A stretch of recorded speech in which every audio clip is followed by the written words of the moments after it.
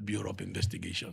Yung binanggit niyo ho na may mga persons of interest, so yun nga po, no? Tinutumbok na po nito na nandun na po kaya kayo dun sa sino ang kinontrata rather than meron nga bang kinontrata. Tama po, Your Honor. Thank you, Director Matibag. Nabanggit niyo po kahapon din yung parte ng network ng respondent na tinatawag na Davao Death Squad. Batay po ito dun sa ebidensyang nakalap po ninyo, sabi niyo sa NBI, at meron po kayong nakikitang impormasyon na nagsasabi ang...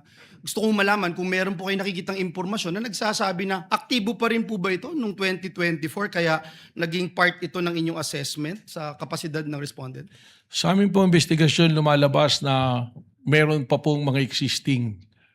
At katunayan, without naming names, ganito po, ilagay na natin sa konteksto na nagsimula po kami sa maraming pangalan and we narrowed it down. Siguro ito na inaantay ng marami rin na finally ma-identify natin. We are narrowing it down already to less than 20 individuals at may mga pangalan na po kami nito. Sa katunayan po, yung iba po rito, kausap na po namin yung kanilang mga pamilya o kakilala.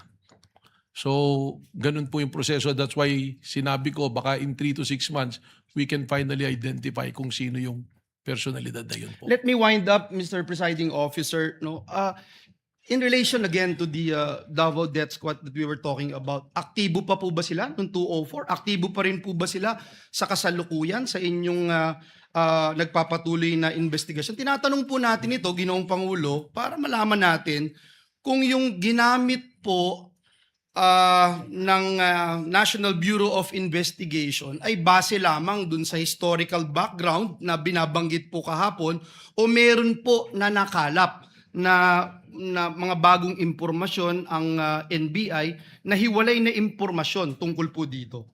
Well, again, kanina po tinanong po ng kagalang-galang Senator Erwin Tulfo, we are not limiting it to the Davao Death Squad.